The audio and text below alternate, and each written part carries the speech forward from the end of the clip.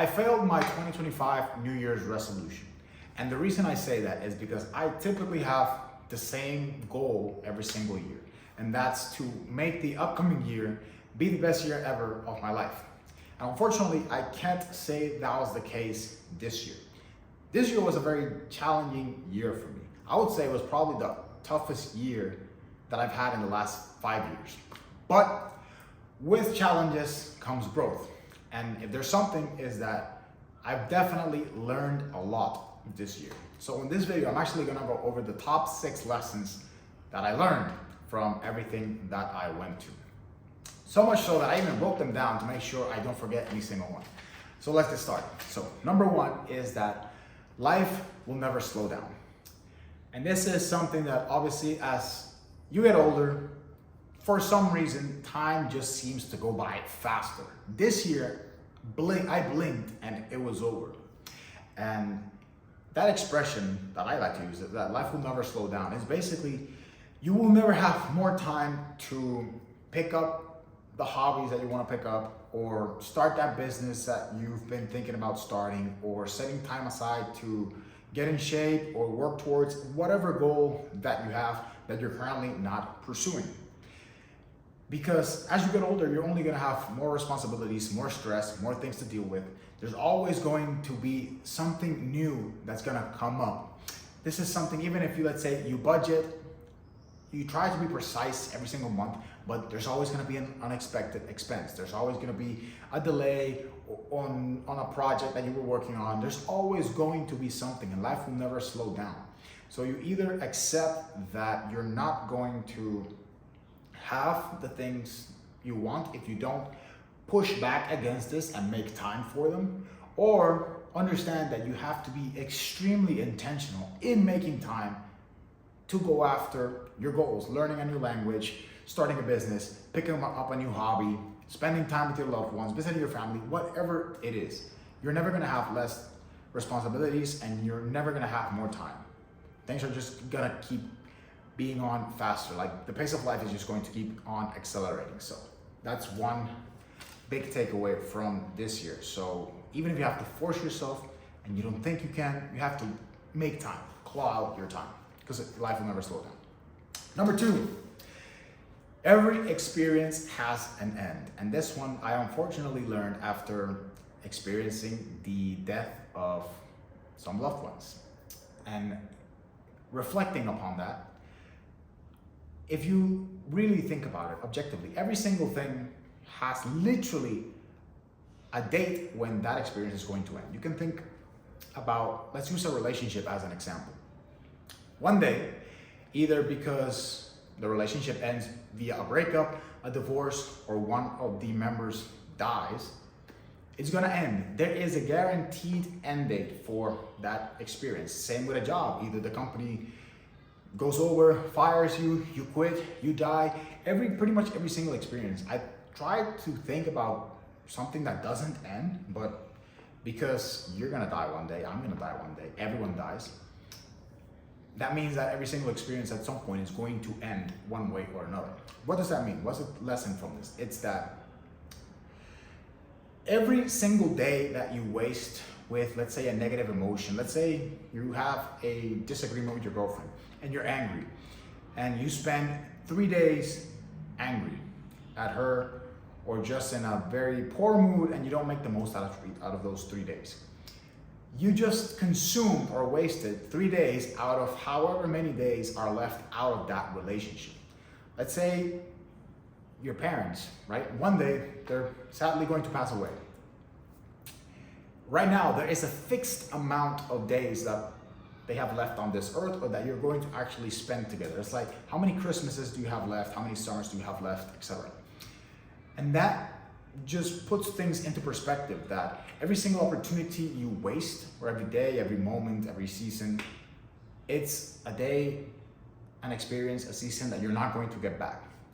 And let's say, because I think about it, let's say my girlfriend, let's say that if I knew I only had 10 days left with her, for whatever reason, would I spend 2 of those days angry or just like in a bad mood because of some dumb shit that won't matter next week? So it's one of those things that just puts things in a different perspective. Every experience has an end. Number 3, conviction in your own beliefs more than anyone else's. And I say this applies, I would say in general, but particularly more to men. I speak from my perspective because I am a man and I can talk about what I've seen, what I've experienced.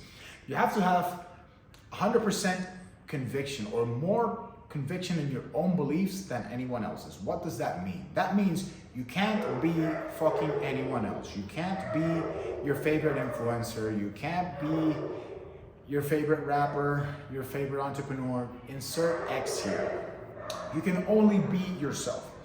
Therefore, you can't outsource your entire personality or your decisions or the way you think, your mindset, everything. You can't outsource 100% of that to someone else. Ultimately, you're the one who has to live your life. Sure, can you respect the achievements of other people? Can you respect them for the way they behave, the way they view the world, for whatever they've amassed in the time that they've been here on this earth? For sure. But at the end of the day, it's your life, bro. They're not gonna switch places with you. You're not gonna be them. So you have to understand that you have to live your life for what makes the most sense for you. Don't try to copy word by word or action.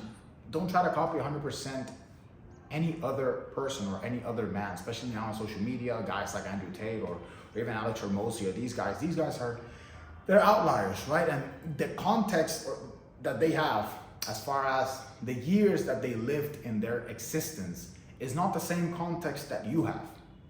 It's gonna be completely different, and there's nothing wrong with that. But you have to understand that you have to make your own version of reality, and therefore you can't place anyone else's beliefs or views on the world over yours. Doesn't mean you can't agree, but just understand that you have to be your own man, essentially. So let's go. Number 4, don't fall in love with the struggle. This is an interesting one, right? Because especially, at least in my case, or a lot of times, there's this whole thing of for something to be good or for you to, let's say, have success or make a lot of money, there's kind of like an implicit requirement that hard work must precede it. But I've learned that that is not the case. Not always the case, at least. Because sometimes, let's say there's 2 people on this planet. They both have 30 years old, both of the same age. But one managed to achieve higher levels of success, is a multimillionaire, wealthy, and the other person is broke, poor, and miserable. Assuming they had the same starting conditions and the same environment, what's the difference, right? The environment for sure is one, but the other is like the set of decisions. So your present is the set of decisions that you've taken in the past, and they concluded into what you're experiencing now. That means that the person who achieved higher levels of success, the decisions that he made were more efficient and also they had more leverage, right? They basically produced an outsized output for what he did.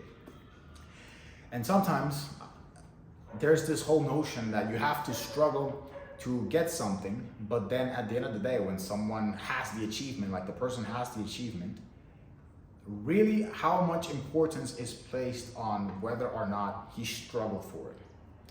Sure, and I'm not talking about rich people who inherit their money. I'm talking about if you work 16 hours on a project and you get it done, but I work 4 hours on a project and I got it done and they achieved the same result. Do you get bonus points because you worked on it 12 extra hours? Not really. It took you 12 hours longer. So it's like literally a skill issue in a sense. So I learned that hard work doesn't always equal the worth that something has, that a result has, or the perception that other people are going to have about whatever you produce because you struggle for it.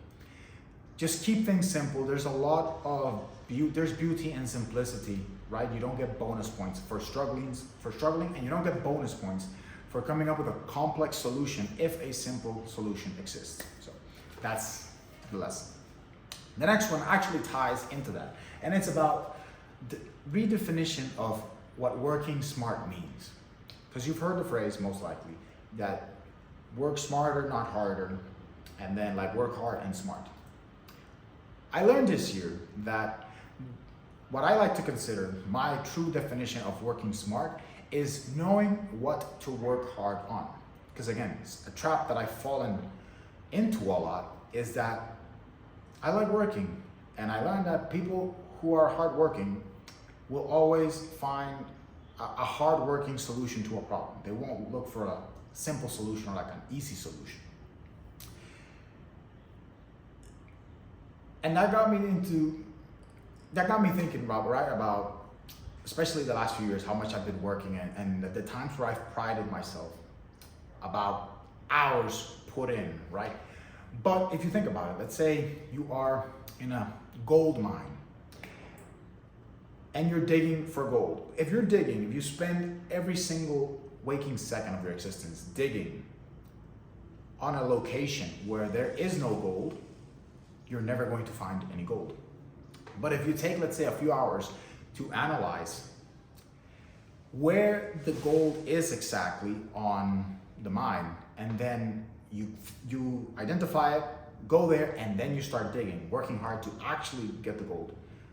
That's what you want, really, because you want to find the gold. It's not, you don't want to be digging forever and never get any gold. Because most people, myself included, most people are willing to work hard. But at some point, you want to reap the rewards of your hard work, not working hard just for the sake of working hard.